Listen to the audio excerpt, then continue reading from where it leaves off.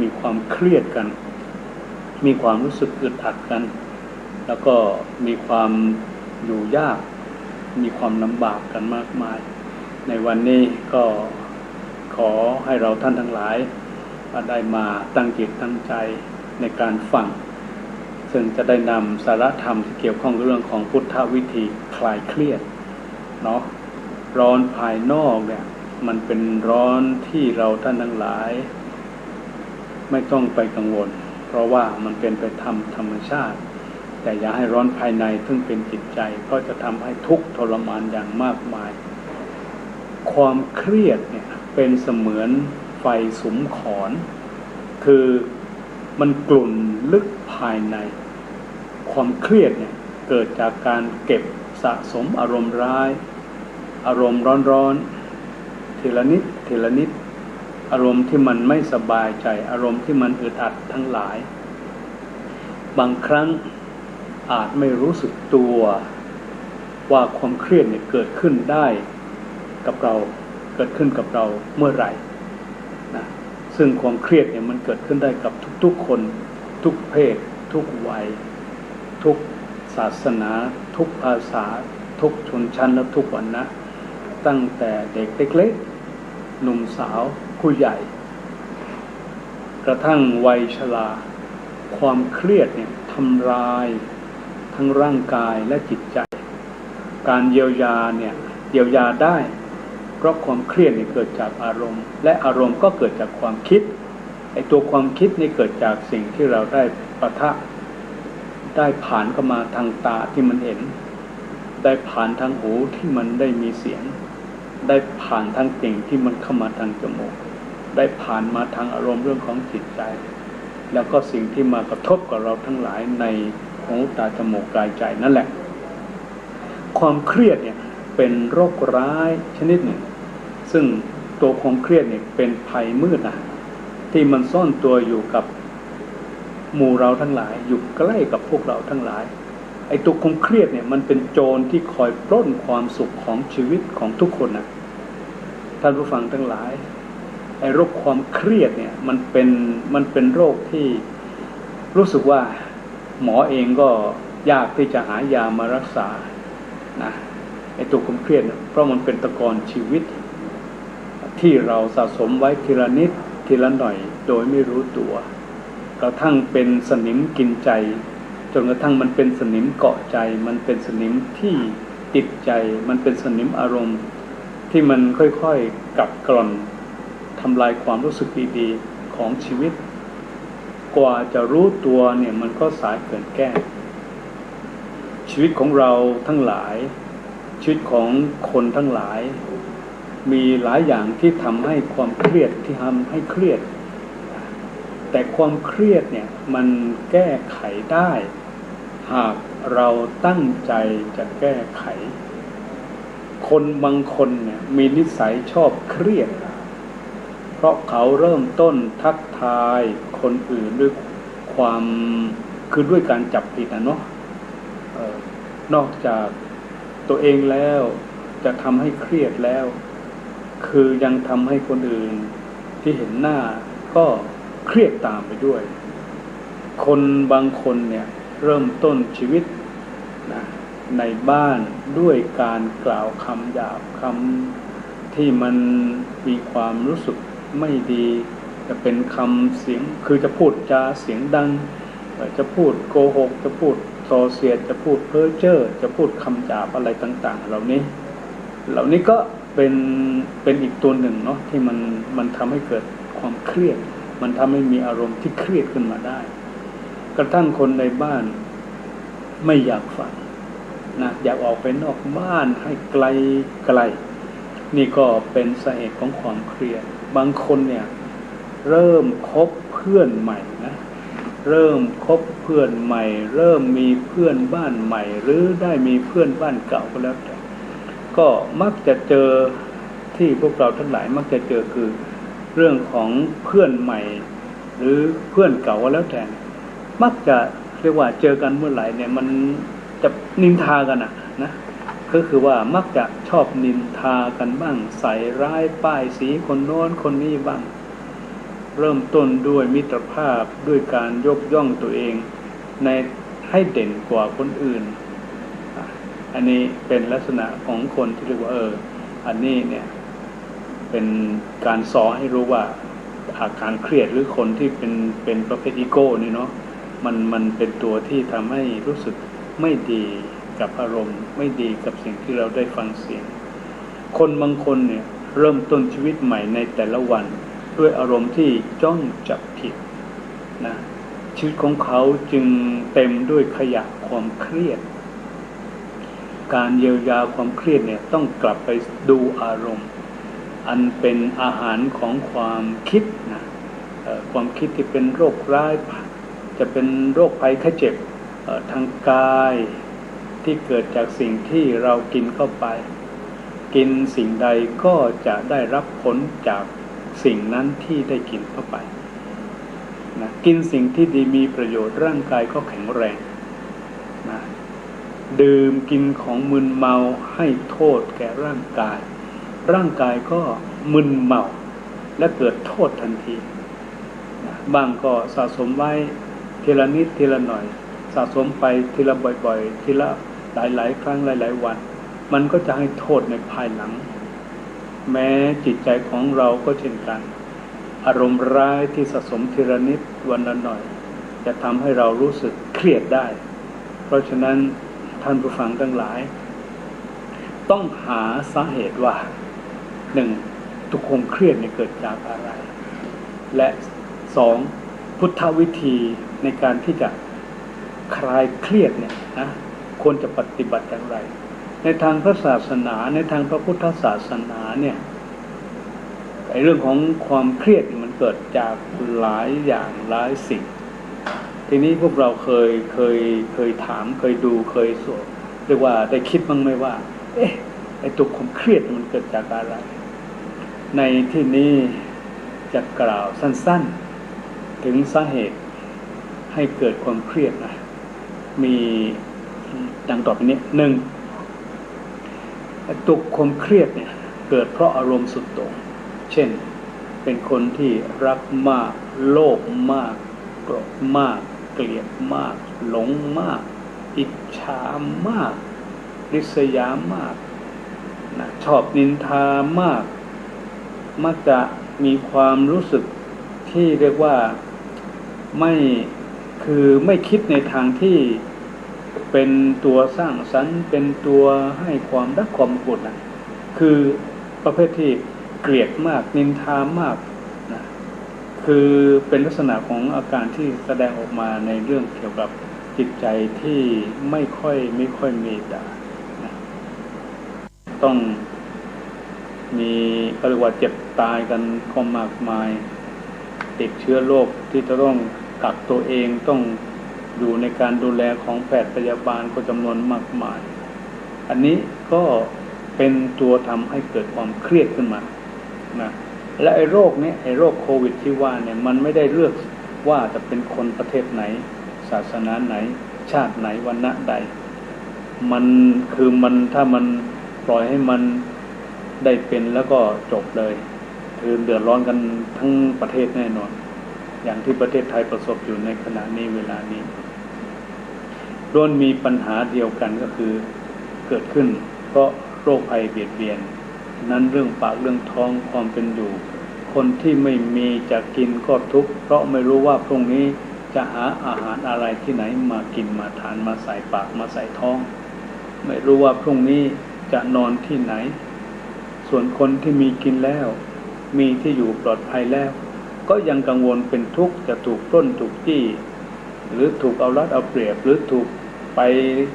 เรียกว่าโรคภัยไอ้ตัวโควิดนี่มันจะเข้ามาให้เราได้ทุกข์กับมันหรือถ้าไม่ระมัดระวังไม่คุ้มครองไม่ดูแลรักษาตัวเองให้ดีมันก็มีโอกาสนะที่จะไปรับเชื้อโควิดนี่ก็ทำให้เราเรียกว่าเครียดมากนะสุดท้ายก็ทำให้เกิดเรื่องการก็รู้ว่าไงคือเรื่องการต่อสู้แย่งชิงเรื่องของการมีทิฏฐิมานะเรื่องของการเรียกว่าคือ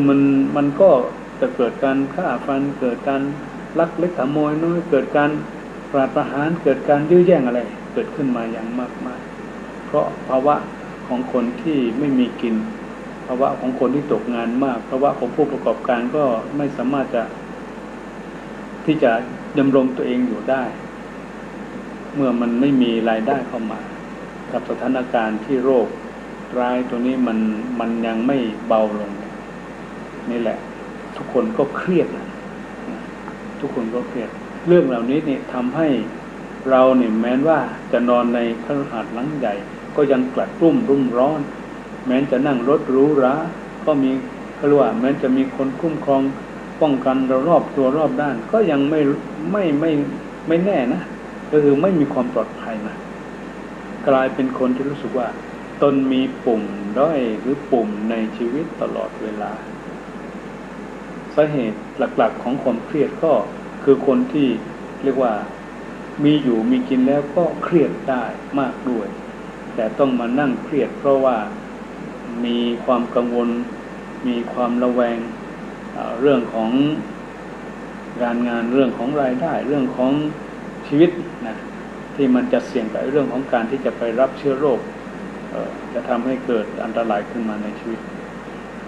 ทีนี้เรื่องปากท้องนั้นเนี่ยท่านผู้ฟังทั้งหลาย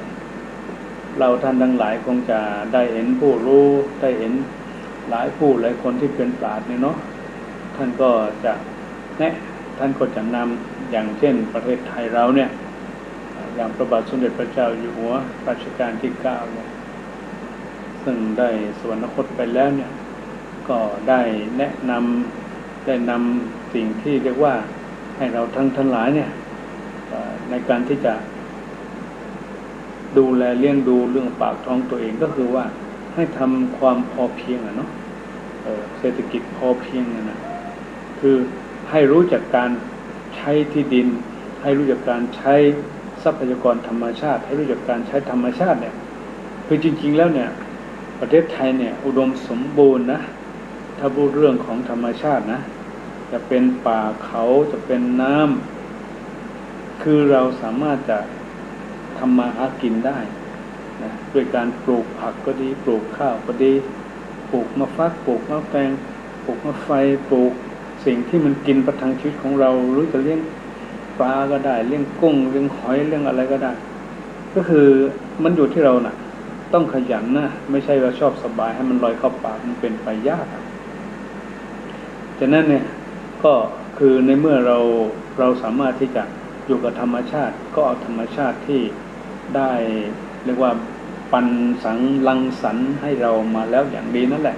ในการที่จะมาเลี้ยงชีวิตในการจะมาดำรงชีวิตแม้ว่าจะมีโรคร้ายมาเราก็สามารถจะกักตัวเองอยู่ในพื้นที่กักตัวเองอยู่ในดินแดนของเราจะเป็นป่าเขาห้วยน้องอะไรก็แล้วแต่ก็ทำมาหากินในที่ตรงนั้นไปเลยก็จะมีความปลอดภัยนะจะมีความปลอดภัยฉะนั้นแล้วเนี่ยก็ในยุคสมัยที่มันเป็นอย่างนี้เราต้องพึ่งอาศัยเรื่องของธรรมชาติอะไรที่มันไม่มีที่ธรรมชาติมันผลิตไม่ได้ตรงนั้นเราค่อยไปจับจ่ายซื้อจากห้างจากที่ผลิตมันก็จะเป็นสิ่งที่เรียกว่านี่แหละเป็นการป้องกันตัวเองรักษาตัวเองให้ปลอดภัยจากโรคต่างๆที่มันเป็นอยู่ในขณะนี้เพื่อจะทำให้เรานั้นได้มีชีวิตอยู่รอดต่อไปจะทำให้เราสามารถที่จะเรียกว่าผ่านวิกฤตการณ์เนี่ยให้มัน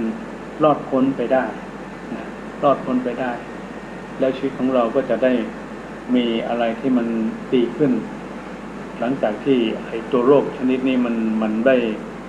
ด้เบามันได้หายได้หมดได้จบไปแล้วนะเพราะว่าคือที่พูดอย่างนี้ก็ต้องเรียกว่าร่างกายของมนุษย์เนี่ยนะที่เกิดมาด้วยการอาศัยดินน้ำลมไฟนะที่มาประชุมนุมกันอยู่เนี่ยมันก็ทำให้เกิดความต้องการอย่างที่ว่าคือข้าวปลาอาหารเราก็ต้องเอามาเลี้ยงดูมันถ้าไม่อย่างนั้นแล้วเนี่ยร่างกายมันก็จะทรงอยู่ไม่ได้เราก็ไม่สามารถที่จะมีชีวิตอยู่ต่อไปได้เราก็ไม่มีกำลังที่จะทำมาหากินได้อันนี้ก็เป็นตัวที่ทำให้เรียกว่าประสบกับปัญหาเมื่อประสบปัญหาแล้วเนี่ยในเรื่องความเครียดเนี่ยมันก็จะเกิดขึ้นมากับพวกเราได้นี่ก็ถือว่า เป็นเรื่องของตัวทำให้เกิดความเครียดเนาะว่ามันเกิดขึ้นมันมีขึ้นจากสิ่งเหล่านี้ทีนี้ท่านผู้ฟังทั้งหลายตอนนี้ไม่ว่าเราจะเครียดหรือไม่เครียดก็ตามทีเนาะวิธีคลายความเครียดเนี่ยในทางพุทธศาสนาก็มีวิธีง่ายๆที่ไม่ยากแล้วก็ไม่ลำบากอะไรก็คือการคลายความเครียดด้วยสมาธิคือทำไมต้องพูดเรื่องสมาธิเพราะสมาธิเนี่ยเป็นสิ่งที่สำคัญเป็นการปฏิบัติที่จะทำให้ทุกคนเนี่ยมีพลังนะมีพลังมีความปลอดภัยมีสุขภาพแข็งแรงทั้งกายทั้งจิตและสติปัญญาสมาธิคือการทำใจและอารมณ์ให้นิ่งๆนะใจเหมือนแก้วส่วนอารมณ์เหมือนน้ำนะใจให้เหมือนแก้วอารมณ์นั้นก็เหมือนน้ำใจว่าวุ่นเหมือนแก้วน้ำถูกเขย่าอารมณ์ขุ่นมัวเหมือนน้ำสกปรกนะเราต้องทำจิตให้นิ่งใสเพื่อให้อารมณ์ตกตะกอนเมื่อวางแก้วให้นิ่งเพื่อให้น้ำในแก้วนิ่งแล้วตกตะกอนเหมือนอารมณ์ขุ่นมัวของเรามันตกตะกอนเราจะเห็นระดับความใสของน้ำเริ่มตั้งแต่ขอบปากแก้วลงจนถึงก้นแก้วว่ามันแตกต่างกันนะเมื่อใสก็จะมองเห็นตะกอนที่หยาบและละเอียดในปัญหาต่างๆที่เราแก้ไม่ได้ในตัวเราในจิตของเราในชีวิตของเราเรามองให้เห็นที่มองไม่เห็นเนี่ยเมื่อมองไม่เห็นเมื่อใจมันนิ่งไม่มากใจมันนิ่งไม่ลึกนะอารมณ์ไม่เย็นพอเนี่ยการมองเนี่ยมันก็จะไม่ชัดมันเหมือนกับน้ำที่มันขุ่นมันมัวนั่นแหละเราไม่สามารถจะเห็นตะกอนที่เป็นระดับหยาบก็ดีระดับละเอียดก็ดีมันไม่เห็นเพราะน้ำมันขุ่นมันมัวแล้วน้ำมันไม่ตกตะกอนเหมือนกันจิตของเราอารมณ์ของเราสติของเราเนี่ยนะโดยเฉพาะอารมณ์และจิตของเราเนี่ยมันไม่นิ่งมันไม่เย็นมันไม่สงบมันไม่ใสเราก็จะมองเห็นความเครียดในตัวเราจะมองเห็นเหตุที่ทำให้เกิดความเครียดในตัวเราได้ไม่ชัดนะเมื่อมองเห็นได้ไม่ชัดน่ะมันก็ทำให้เราไม่รู้จะทำอย่างไรไม่รู้จะแก้อย่างไรนะก็จะเปิดอารมณ์หรือจะมองเพื่อให้เห็นมันก็ไม่เห็นเห็นก็ไม่ชัดขึ้นมาเนี่ยด้วยเหตุนี้สมาธิจึงเป็นตัวยาชนิดหนึ่งนะเป็นตัวยาที่ไม่ต้องไปเป็นเม็ดไม่ต้องไปเป็นน้ำคือมันเป็นตัวยาที่เราทุกคนมีอยู่แล้วล่ะนะมีอยู่แล้วแหละก็คือใจทำให้มันนิ่งให้มันสงบดูสินะให้มันเย็นให้มันสบายดูสิต่อจากนั้นเราก็จะเปิดออกมาเปิดอะไรเปิดจิตเปิดใจเปิดอารมณ์ความเครียดทั้งหลายนั่นแหละเปิดออกมาให้เราเห็นดูดินะเปิดให้เราเห็นให้เรารู้แล้วเราจะพบแล้วรู้จะเห็นเรื่องที่น่าคิดมากมายว่าคนนะว่าคนที่เคยทำสมาธิมาแล้วเนี่ยเขาก็จะพบจะเห็นได้ไวได้เร็วส่วนคนที่ไม่เคยทำสมาธิมาเลยก็ดีเนี่ยนะพอวันหนึ่งหัดนั่งตั้งตัวให้ตรงเนาะทำจิตให้สบายทำใจให้สบายเอาลมหายใจของเราเนี่ยแหละที่ลมหายใจเข้ายาวลึกลมหายใจเข้ายาวก็รู้ลมหายใจเข้าสั้นก็รู้ลมหายใจออกยาวก็รู้ลมหายใจเข้ายาวออกรู้นะคือให้เรารู้ทั่วหมายว่ารู้ทั่วพร้อมการรู้ทั่วพร้อมในเรื่องของลมหายใจที่จะเข้าเพื่อจะทำให้ใจของเรานั้นหยุดนิ่งใสเนี่ยมันเกิดพลังนะมันเกิดพลังเพื่อใจใสแล้วมันจะทำให้เรามีปัญญาไอ้ตัวปัญญานั่นแหละมันก็จะเป็นตัวที่จะมาแก้หรือมาดับปัญหาความเครียดหรือความทุกข์ของเราทั้งหลายการทำสมาธิเนี่ย นะโดยการกำหนดลมหายใจเข้าออกรู้นะลมหายใจเข้ายาวรู้ลมหายใจออกยาวรู้ลมหายใจเข้าสั้นรู้ลมหายใจออกสั้นก็รู้นะเพียงไม่กี่นาทีนะปัญหาต่างๆที่มันตะขิดตะขวางมันตะขัดตะคาอยู่นั่นนะมันก็จะเรียงตัวออกมาเป็น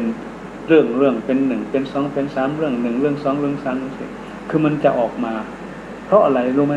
เพราะว่าใจมันนิ่งมันใสเหมือนน้ำที่มันนิ่งมันใสจะทำให้เรามองเห็นเม็ดทรายเม็ดกรวดเม็ดอันโน้นอันนี้นะเราจะเห็น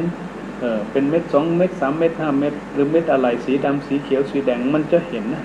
เหมือนกันใจมันนิ่งมันใสมันก็เห็นปัญหานะคือเห็นไอ้ตัวที่มันทำให้เราเครียดออกมานะให้เรามองเห็นว่าสิ่งไหนที่ทับสิ่งที่คือสิ่งไหนที่มันออกอยู่สิ่งไหนที่มันทับซ้อนสิ่งไหนอยู่แล้วเราก็ค่อยๆแก้ปัญหาไปตามลำดับนะจากง่ายไปหายากจากง่ายไปหายากจากน้อยไปหามากรู้ไหมมันจะทำให้เราเนี่ยมีความสุขนะมีความสุขโดยปกติถ้าใจขุ่นมัวปัญหาต่างๆจะมัวทับซ้อนกันไม่เห็นเงื่อนปุ่มอะไรเลยไอ้อะไรที่มันเป็นปุ่มเป็นเงื่อนปัญหาเนี่ยเราจะมองไม่เห็นคนส่วนใหญ่จะหลงไปแก้ปัญหาที่ถูกปัญหาย่าปากคอกหรือปากคอนะคือมันไม่ตรงปัญหาจริงนะเพราะมันไปมีบางสิ่งบางอย่างมันไปทับไอ้ตัวปัญหาจริงเอาไว้เนื่องจากใจขุ่นมัวทำให้เราไม่สามารถมองทะลุไปเห็นปัญหาจริงเป็นปัญหาที่ทำให้เกิดความทุกข์หรือเกิดความเครียดมันไปทับเอาไว้ไปทับเอาไว้เวลาจะไปแก้ปัญหาที่ยังไม่เห็นว่าเป็นปัญหายิ่งแก้ก็ยิ่งเครียดหนักขึ้นนะเพราะอะไรเพราะแก้ไม่ได้ปัญหานี้จะกลับไปเกิดปัญหาใหม่ให้เครียดใหม่ขึ้นมันไม่สิ้นสุดมันเหมือนว่าปัญหานี้แก้แทนที่จะถูกปัญหามันไม่ถูกปัญหามันไม่ถูกแก้มันก็มีปัญหาใหม่ที่เกิดขึ้นมาอีกก็คือว่าอย่างนี้ทางที่ดีนี่ขอเชิญชวนให้พวกเราทั้งหลายเนี่ยนะว่าเรามาหาวิธีคลายเครียดเนาะให้กับตัวของเรานะถ้าเกิดมันหนักจนเกินไปก็ไปหาหมอหายาแต่ถ้าเกิดว่าไม่พึ่งยากินแล้วก็พึ่งนี่แหละเรื่องของการปฏิบัติทางจิตทางใจของเรานี่แหละซึ่งมันเป็นยาชิ้นเอกยาชนิดขนาดเอกอยู่แล้วล่ะนะมันจะช่วยเราได้การที่จะผ่อนคลายความเครียดนั้นนะนอกจากจะได้ทำใจให้มีสมาธิแล้วเราก็ได้พักผ่อนได้ออกกำลังกายได้หลับได้นอนได้ทำงานอดิเรกหรือได้เรียกว่าอาบน้ำอาบท่าหรือได้ก็เรียกว่ามีการระบายมันออกมานะมีการระบายมันออกมาแล้วก็ไม่รับอะไรที่มันเป็นความเครียดเข้าไปเพิ่มเติมอีกนะมันก็จะทำให้ตัวเรานี่เบาสบายตัวความเครียดก็ถูกคลายออกไปมันถูกคลายออกไปแล้วเนี่ยนี่แหละเขาเรียกว่าเกิดการจะทำให้เรามีสติมีปัญญารู้ว่าที่เครียดมันเพราะอันนี้อันนั่นอันโน้นนะเราก็จะรู้จักดับมันลงไปนะดับมันลงไปฉะนั้นนี่ก็อยากให้เราท่านทั้งหลายเนี่ยเนาะว่าในสถานการณ์ที่มันเป็นอยู่ปัจจุบันอย่าปล่อยให้ตัวเองเครียดจนทำให้ตัวเองบ้าอย่าปล่อยให้ตัวเองเครียดจนทำให้ตัวเองเป็นทุกข์นะมันจะทำให้นอนก็ไม่สบายนั่งก็ไม่สบายเดินก็ไม่สบายจะอยู่จะกินก็รู้สึกมันไม่สบายนะถ้าเรารู้จักการผ่อนคลายได้นะผ่อนคลายอารมณ์ที่มันหนักมันอึ้งหรือมีอะไรแบกไว้หนักมากแล้วก็วางมันบ้างอย่าไปแบกอย่าไปยึดอย่าไปติดกับมันเนาะ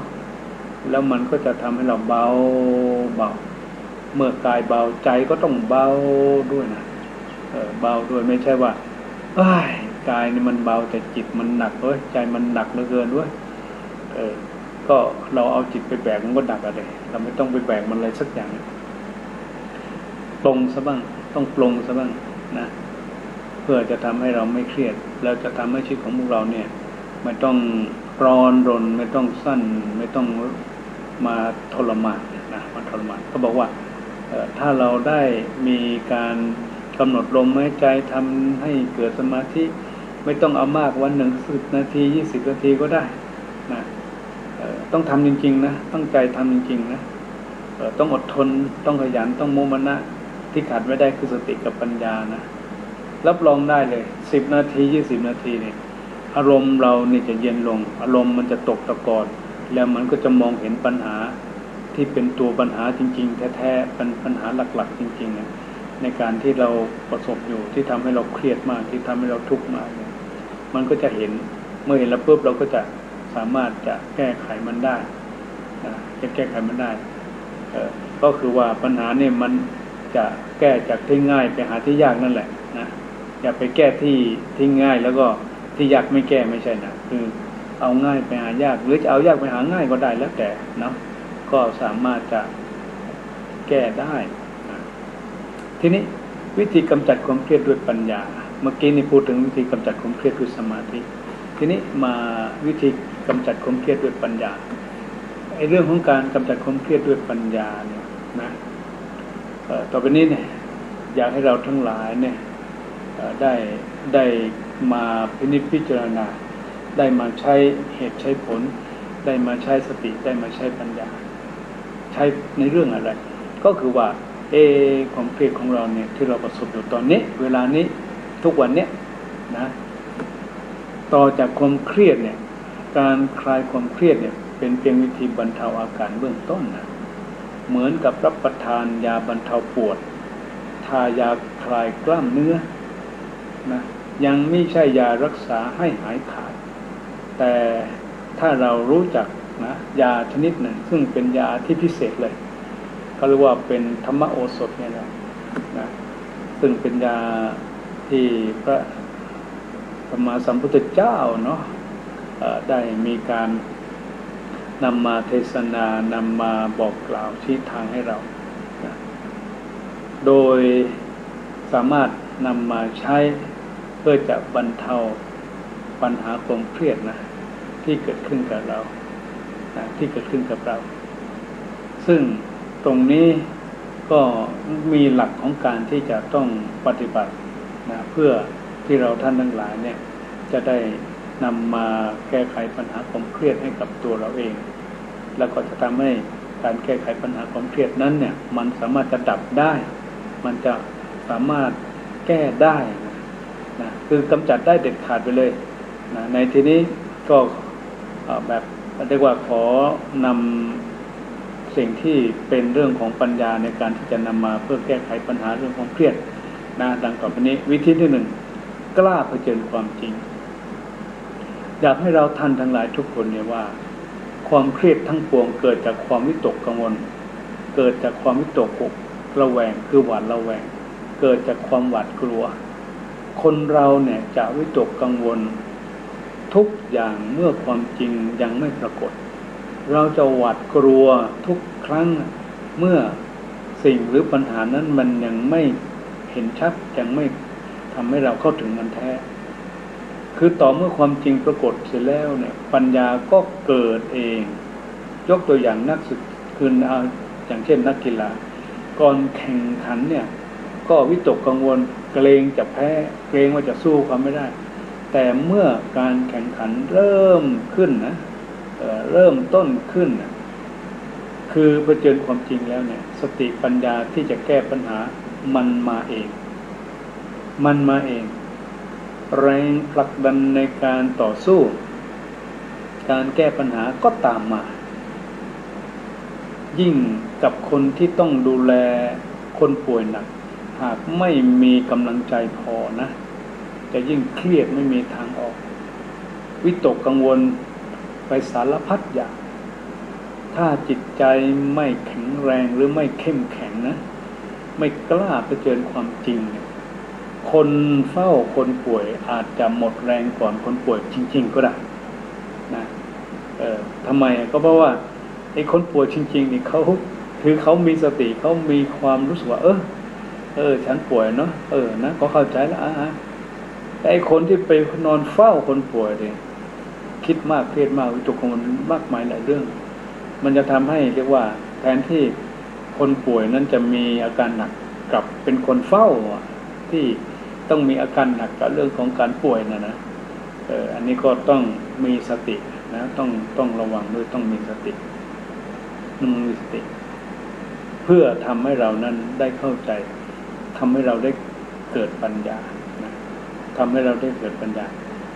ก็เป็นเรื่องที่เรียกว่าเราเนี่ยต้องกล้าเผชิญความจริงนะในตัวความจริงที่เราต้องเผชิญคือว่า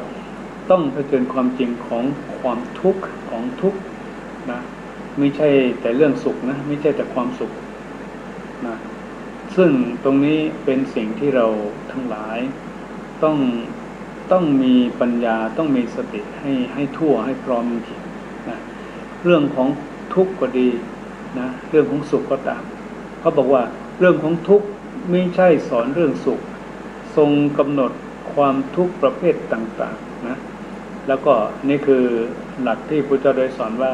สอนในการที่จะทำให้เราทั้งหลายมีวิธีหาเหตุแห่งทุกข์ว่าตัวที่มันเป็นความทุกข์นี่มันเกิดขึ้นมาจากอะไรเกิดขึ้นมาแบบไหนเกิดขึ้นมาเมื่อไร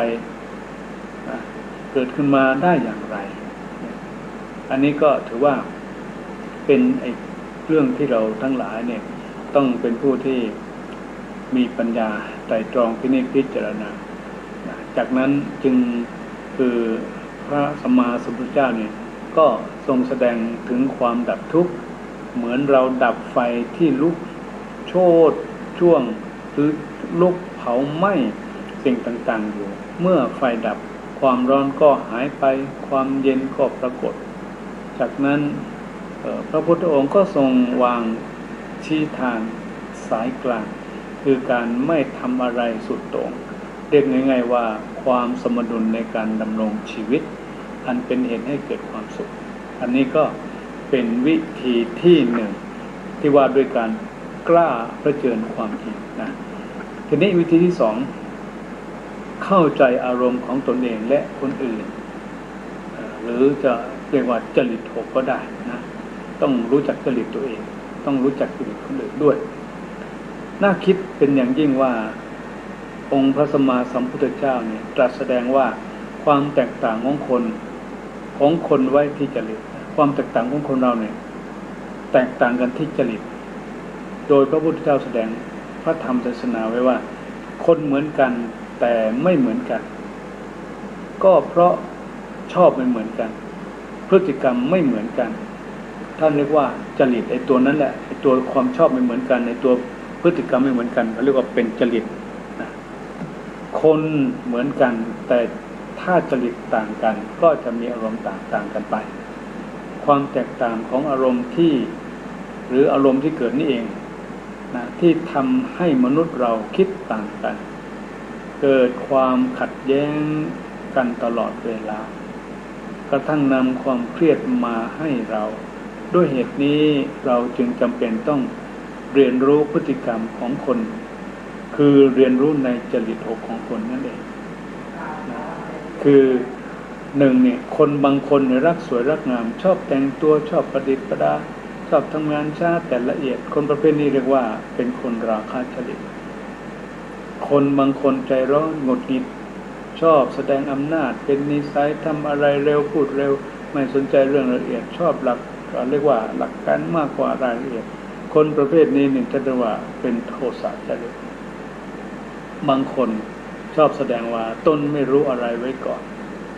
นะเพราะปลอดภัยเพราะกลัวผิดกลัวถูกตำหนิกลัวถูกใช้งานการรู้การไม่รู้คือไม่ต้องทำเมื่อไม่ทำก็ไม่ผิดท่านเรียกคนประเภทนี้ว่าโมหะจริตสี่บางคนที่เชื่อง่ายนะชื่น โดยการเข้าใจอารมณ์ของตนและคนอื่นเขา3วิธีที่3คือไม่คาดหวังแต่พิจารณาความเปลี่ยนแปลงของสรรพสิ่งท่านผู้ฟังทั้งหลายความเครียดอย่างหนึ่งมักเกิดจากความหวังเป็นธรรมดาที่มนุษย์ที่ทำอะไรมักหวังผลตอบสนองเมื่อลงทุนก็หวังกำไรไม่มีใครหวังขาดทุนแม้จะทำบุญยังหวังผลบุญเมื่อหวังจึงมีสมหวังและก็มีผิดหวังสมเด็จพระสัมมาสัมพุทธเจ้าพระพุทธองค์ทรงแสดงสอนให้ทุกคนรู้จักหลักความจริงอยู่3ข้อนะหลักความจริงของมนุษย์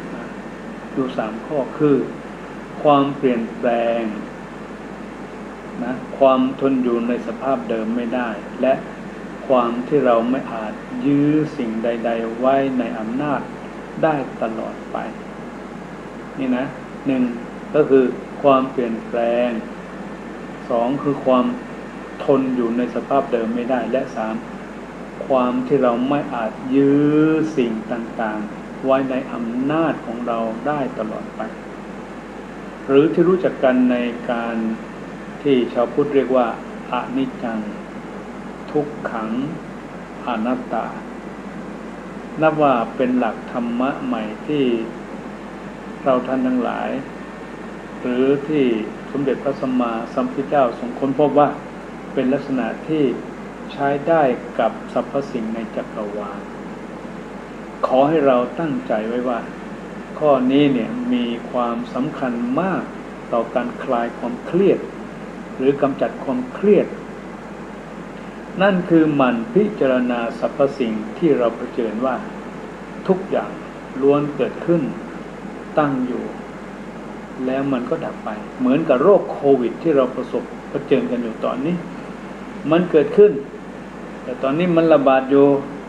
ทนเอาอีกหน่อยเดี๋ยวมันก็ดับไปนะสรรพสิ่งล้วนเปลี่ยนแปลงและเปลี่ยนเหมือนสายน้ำชีวิตมีได้มีเสียเสมอการเสียบางอย่างก็เพื่อให้ได้บางอย่างมาไม่มีใครได้ตลอดแก้วที่เติมน้ำที่เต็มน้ำแล้วจะรับน้ำใหม่ไม่ได้เราหัดทำชีวิตให้พร่องลงมาบ้างก็ดี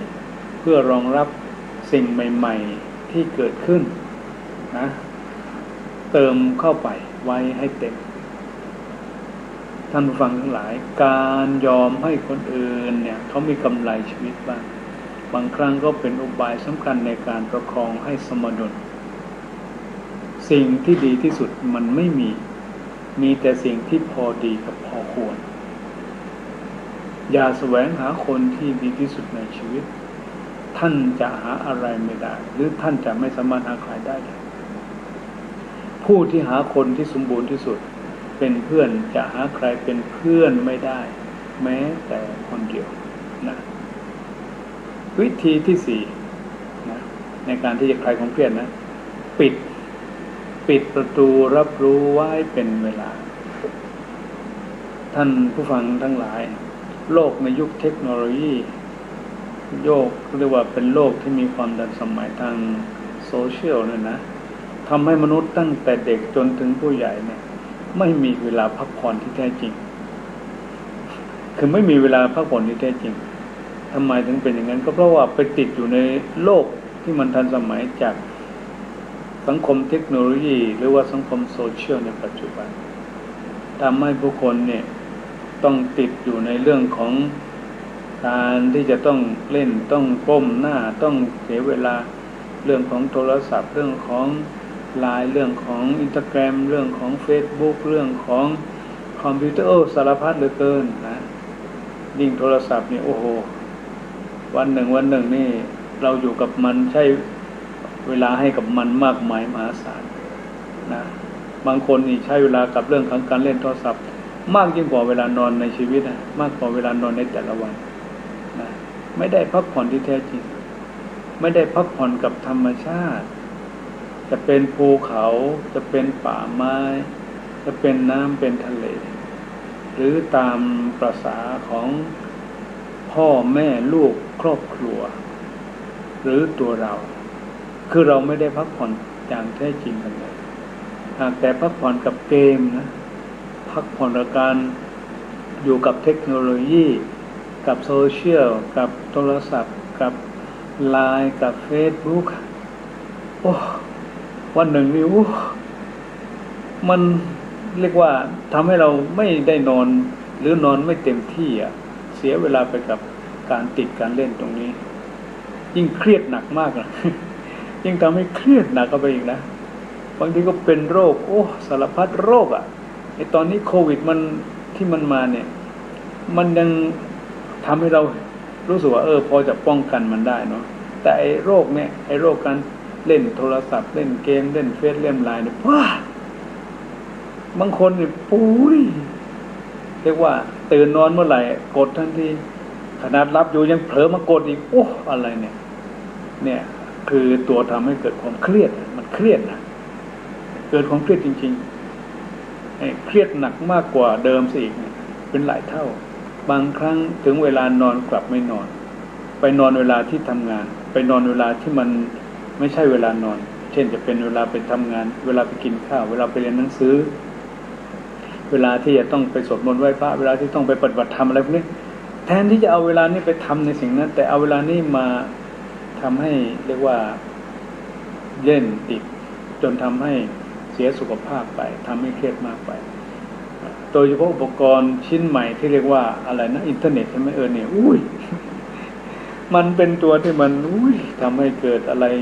ที่เสียสุขภาพจิตเนาะเสียเงินเสียทองเสียเวลาเสียสุขภาพจิตบางคนก็สติแตกบางคนก็อารมณ์แปรเปลี่ยนบางทีก็ทำให้เกิดความหงุดหงิดรำคาญง่ายเรียกว่าความเครียดเนาะมันจะทำให้เครียดได้เร็วได้หนักได้มากขึ้นเนี่ยคือตัวอินเทอร์เน็ตอะไรนี่แหละนะคือทำให้เราควบคุมตนเองไม่ได้เราไม่มีกำลังจิตกำลังใจแข็งแรงพอที่จะไปควบคุมตัวเองอย่างนั้น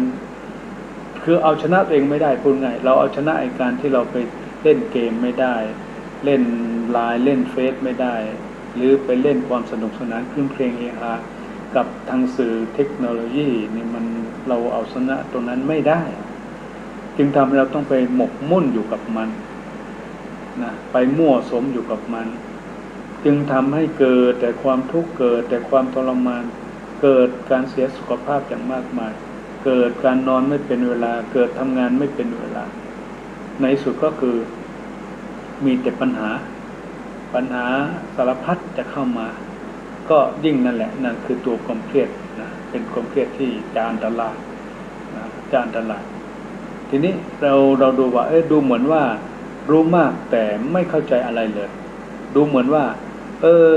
ย่อโลกมาไว้ในฝ่ามือนะในฝ่ามือหมายถึงในโทรศัพท์นะไว้ในมือแต่ความจริงคือกำลังหลงโลกหลงทางนะหลงโลกหลงทางหลงเวลาหลงตัวเองหลงการที่จะขจัดปัดเป่าความทุกข์หรือปัญหาที่เกิดกับเราที่เกิดอยู่ในเรามันไม่ถูกแก้นะดูอยู่อย่างบางคนคุยกับก็รู้ว่าคุยกับอะไรคุยกับของปลอมคุยกับคนปลอมพวกเราคิดบ้างไหมนี่คุยกับของปลอมคุยกับคนปลอมมากกว่าคุยกับพ่อกับแม่มากกว่าคุยกับเพื่อนญาติพี่น้องตัวเองอะไรคนปลอมของปลอมก็ไอในเกมเนี่ยมันคนปลอมไม่ใช่คนจริงสักหน่อยหนึ่ง มันน่าสังเวชไหมไปสนุกไปเสพแล้วกับมันไปมีอารมณ์กับมันอย่างรุนแรงมันไม่ใช่ของจริงสักหน่อยเลยเนี่ยก็ถูกไอ้พวกนี้มันมาครอบงำและสุดท้ายเป็นยังไงสุดท้ายก็ไม่มีปัญญาจะจัดการกับคนที่มีชีวิตจริงๆได้นะไปจัดการกับชีวิตของตัวเองให้มันเป็นชีวิตที่ดีเป็นชีวิตที่มีความรุ่งเรืองก้าวหน้าเป็นชีวิตที่มีสุขภาพร่างกายแข็งแรงมันจัดการในชีวิตจริงๆได้ไม่มากเลยนะยิ่งเรียกว่าโลกยิ่งทันสมัยดูเหมือนมนุษย์ยังอยู่ไกลความจริงนะไม่ว่าเทคโนโลยีมันจะทันสมัยขนาดไหนก็ตามทีแต่คนเราเนี่ยอยู่ไกลความจริง เพราะจำเป็นต้องอยู่กับความจริงกล้าเผชิญความจริงของชีวิตเราจึงจะพบความจริงความจริงเท่านั้นแหละที่จะทำให้มนุษย์มีปัญญาเป็นปัญญาอันงดงามเป็นปัญญาที่สดใสและเฉียบคมนะเฉียบคมแหลมคมไว้ในข้อนี้น่าจะเป็นเรื่องที่ทันสมัยของสมเด็จพระสัมมาสัมพุทธเจ้าที่พระพุทธองค์ทรง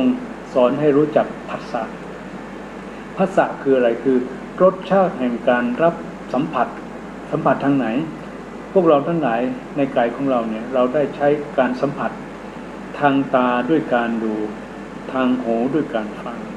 ทางจมูกด้วยการรับกลิ่นดมกลิ่นทางลิ้นด้วยการลิ้มรสทางกายด้วยการสัมผัสและทางใจด้วยการรับรู้อารมณ์นะไม่หลงและสิ่งที่สำคัญก็คือว่ามีสตินะมีสติถ้าสติเปิดก็ประเสริฐขึ้นมากับตัวเรา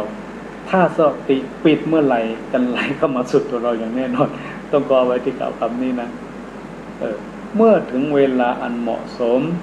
เหมือนกับใช้โทรศัพท์มือถือต้องรู้จักปิดนะเมื่อเวลาที่เราขับรถยานพาหนะหรือในที่ประชุมหรืออยู่ในที่อันตรายจะเป็นฝนตกฟ้าร้องอะไรพวกนี้ต้องปิดนะคือต้องรู้จักปิดเมื่ออยู่ในที่ที่ไม่ปลอดภัยเมื่ออยู่ในที่ที่ไม่เกิดประโยชน์เมื่ออยู่ในที่ที่กำลังจะเรียกว่ามีการประชุมหรือการปฏิบัติธรรมต่างๆสวดมนต์ต่างๆต้องปิดนะเพื่ออะไรเพื่อให้เกิดสิ่งที่มันจะเกิดความสุขนะไม่เกิดความทุกข์นั่นเองเนี่ยโลกยุคใหม่เนี่ยอาจมองเหมือนอะไรเหมือนโก้เก๋ทันสมัยแต่จริงๆแล้วนั่นคือสายไฟที่ต่อความเครียดเข้ามาสู่จิตสู่ตัวสู่สมองของเราทุกคนทุกวันนะทำไมถึงต้องพูดอย่างนี้ก็คือว่าความเจริญและสื่อทันสมัยเนี่ยมันเป็นสายไฟที่ต่อมาสู่จิตสู่ตัวที่มันต่อมาทางไหนทางหูทางตาทางจมูกทางกายทางใจของเราทำให้เราได้รับความร้อนเข้าทุกวันเลยหนักมากด้วยนี่เป็นเรื่องที่น่ากลัวนะวิธีที่5คนส่วนมากเครียดเรื่องของคนอื่นไม่ใช่เรื่องของตนเองยิ่งโลกทันสมัยเท่าใดนะคำพูดของคนอื่นหรือว่าสิ่งที่ได้พบเห็นเนี่ยมันจะนำความทุกข์นำความเครียดมาให้อย่างมากมายคือธรรมชาติคนเรามักเป็นทุกข์เพราะเรื่องคนอื่นเรื่องของตนนะที่ไม่รู้จักคือไม่มีสติไม่มีปัญญาที่จะกรองที่จะคัดนะว่าไอ้เรื่องที่มันไม่ดีไม่ให้มันเข้ามาในตัวในหัวในจิตในใจเอาแต่เรื่องที่ดีให้เข้ามาในหัวในจิตในใจในตัวให้มากเข้าไว้คือต้องมีสติต้องมีปัญญานะเพื่อเราจะเอาชนะอะไรเอาชนะตัวเองเอาชนะใจตัวเองเอาชนะตัวของเราเองเอาชนะกิเลสตัณหาหรือเอาชนะไอ้ความเอาแต่ใจหรือเอาชนะแต่ความอยากกินอยากหลับอยากนอนอยากเล่นของเราทั้งหลายนั่นแหละเราต้องเอาชนะมันให้ได้ถ้าเราเอาชนะได้แล้วเนี่ยโรคอะไรก็ช่างมันไม่มีทางจะเข้ามาทำลายตัวเราเองก็หมายความว่าไอ้ความทุกข์ทั้งหลายเนี่ยไอ้โรคภัยทั้งหลายเนี่ยที่มันเข้ามาสู่ตัวเราเพราะเราเองเปิดประตูรับให้มันเข้ามาใช่ไหมถ้าเราปิดประตูไม่ให้มันเข้ามาไอ้โรคชนิดไหนมันจะเข้ามาในตัวเราได้มันไม่มีนะมันไม่มีฉะนั้นเราต้องมีสติมีปัญญาปิดอะไรที่เป็นโรคเป็นภัยเป็นความชั่วเป็นความร้ายปิดอย่าให้เข้ามาเปิดรับสิ่งที่เป็นความสุขความสงบปัญญาและความเจริญเข้ามาไว้ให้มากเข้านี่ต่อไปวิธีถูกคือฝึกในการแผ่เมตตานึกถึงกฎแห่งกรรมมากกว่ากฎหมายขั้นตอนสำคัญเนี่ยก็คือว่าไอ้การที่เราจะมีการแผ่เมตตาเนี่ยนะเพื่อให้เป็นการบรรเทาเรื่องความเครียดเนาะก็นี่แหละต้องมีการคิดดีพูดดีทำดีปฏิบัติสวดสมาธินั่งสมาธิแล้วก็แผ่เมตตาคือเอาสิ่งที่ดีให้เขาเพื่อจะเอาความร้อนออกมานะคือเอาออกมาจากตัวจากใจของเราแล้วก็ให้มันออกไปซะมันก็จะเกิดความเย็นเข้ามาแทนที่มันก็จะเกิดความสงบเข้ามาแทนใจมันก็จะเกิดความสุขเข้ามาทั้งกายทั้งใจนะสิ่งนี้มันเป็นเรื่องที่สำคัญก็อยากให้เราทุกคนเนี่ย นิ่งๆใสๆใช้สติใช้ปัญญาพินิจพิจารณาว่าไอ้ความเครียดที่ผจญอยู่ทุกวันเนี่ยแท้ที่จริงแล้วมันก็ไม่ได้มีอะไรที่ลึกลับหรอกนะเพียงแต่เราเองขาดสติขาดปัญญาที่จะมาใสๆมองให้เห็นจริงๆได้ขนาดไหนพระพุทธศาสนาสอนให้รู้จักผ่อนคลายด้วยการนึกถึงกฎแห่งกรรมนึกว่าสัตว์โลกมีกรรมเป็นของตนมีกรรมเป็นผู้ให้ผลมีกรรมเป็นแดนเกิดมีกรรมเป็นผู้ติดตามมีกรรมเป็นที่พึ่งอาศัยไม่ว่าจะทำกรรมใดๆไว้ดีหรือชั่วก็จะได้รับผลของกรรมนั้นสืบไปไม่มีเปลี่ยนแปลงคิดได้อย่างนี้แล้วจะทำให้เราสบายใจและจะทำให้เรามีความสุขฉะนั้นขอท่านทั้งหลายจงดำลึกนึกถึงอยู่ตลอดเวลานะและที่เจ็ดคือนึกถึงธรรมชาติที่เสมือนกันของสรรพสัตว์ทั้งหลายนี่คือวิธีในการจะกำจัดความเครียดขั้นสุดท้ายที่ดีที่สุดมองให้เห็นความจริงมองเห็นความแท้แล้วก็มองเห็นเสมอภาคระหว่างความเป็นอยู่ในธรรมชาติของเรานะด้วยเหตุนี้ก็เป็นเรื่องที่อยากจะให้เราท่านทั้งหลายนั้นได้ใช้สติได้ใช้ปัญญาในการที่จะพิจารณาในการที่จะดับซึ่งความเครียดต่างๆนานาประการถ้าดูความคือว่าความสุขมักซ่อนตัวอยู่ในกลางความเศร้าความเหงามักซ่อนตัวอยู่กลางความเริงร่าความกล้ามักซ่อนตัวอยู่ในใจกลางความกลัวขอให้มั่นใจเถิดว่าปัญญามันซ่อนตัวอยู่ภายใต้ปัญหาเสมอขอให้เรานั่งคิดหยุดแล้วคิดให้นิ่งๆลึกซึ้งและหยุดความคิดไม่ให้ฟุ้งซ่านก็จะเห็นว่าปัญหาแต่ละอย่างมันมีทางออกเสมอความเครียดคลายได้ความเครียดก็กำจัดได้และจะทำให้เราเข้าถึงความสุขได้แน่นอนในวันนี้ลมดำน้ำสุขหมดเวลาขอนำรายการจากทุกท่านในสุดท้ายขอให้ท่านทั้งหลายได้มีความสุขได้มีความเจริญได้เกิดสติปัญญาได้เกิดความสมปรารถนาทุกท่านทุกคนเจริญพร